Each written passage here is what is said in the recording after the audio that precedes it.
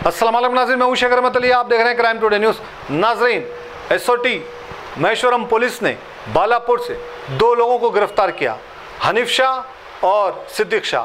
ये दोनों पर ये इल्ज़ाम है कि ये लोग ड्रग्स के कारोबार में मुलविस थे और एक मोन्टू नामी एक शख्स फरार बताया गया है। इन दोनों को गिरफ्तार किया गया है और करीब 12 लाख रुपए की कीमत के सामान बरामद किए गए हैं। इस तरह से खुलेआम इस तरह का कारोबार चल रहा है, इस तरह से लोग अपना ये काम कर रहे हैं।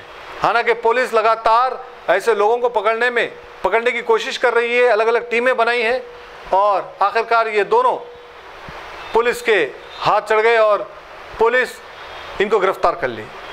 रच्छाकोंडा पुलिस कमिश्नर ने मीडिया से बात करते हुए सारे तफसीलात बताई।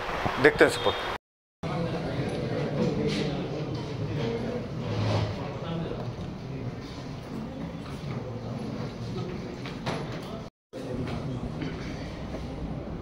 Heroin.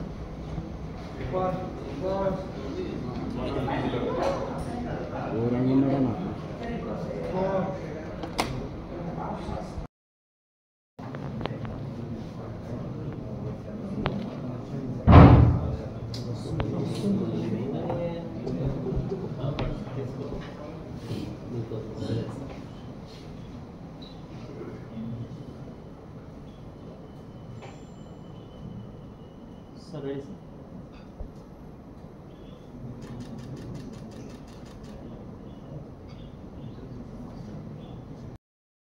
బెల్డర్ క్రాష్ చేసి డిఫరెంట్ స్టేట్ లో అమ్మే విధంగా చేశాడు. చూసారు, ఆయన చూస్తే మీరు అన్అజ్యూమింగ్ గా ఉంటాడు. ఇతను ఇంత పెద్ద బెల్డర్ గా డిఫరెంట్ స్టేట్స్ లో డిఫరెంట్ ఆపరేషన్ చేస్తున్నాడు అని మనకు అనుమానం రాకుండా ఉంటుంది. తర్వాత అతను సన్తోనే చేస్తున్నాడు. సో మనం ఎప్పుడైనా ఏదైనా ఆపరేషన్ లో సర్చ్ చేసి ఏదైనా ఇన్ఫర్మేషన్ కానీ మనం అతను చూసి మన పోలీస్ కానీ వేరే ఎవరైనా కానీ అంతగా నమ్మలేము. వీళ్ళు ఇట్లా ఉంటారని చూస్తే అటువంటి మనము సస్పిషియస్ గా చూడాల్సిన సిచ్యువేషన్ లేనటువంటి కన్స్పిక్యూస్ బిహేవియర్ ఉంటుంది.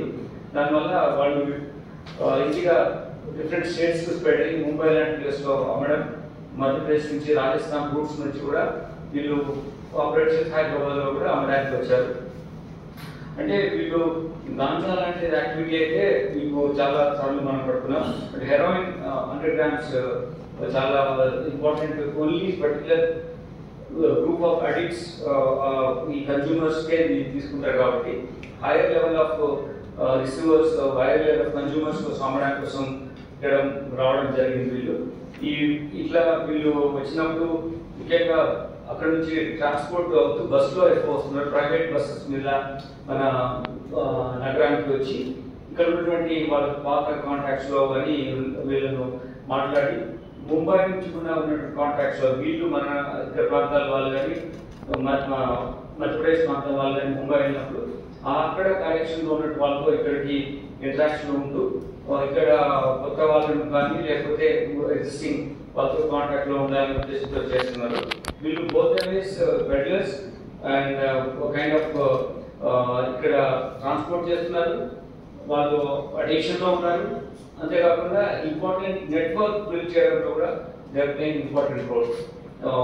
దెన్ వాళ్ళు చేస్తున్నారు కాబట్టి అంత ఈజీగా పోలీస్ పట్టుకోవడానికి అంత అవకాశం తక్కువ ఉండే విధంగా ఎక్స్పోజ్ కాకుండా ఇటువంటి యాక్టివిటీ చేస్తున్నారు.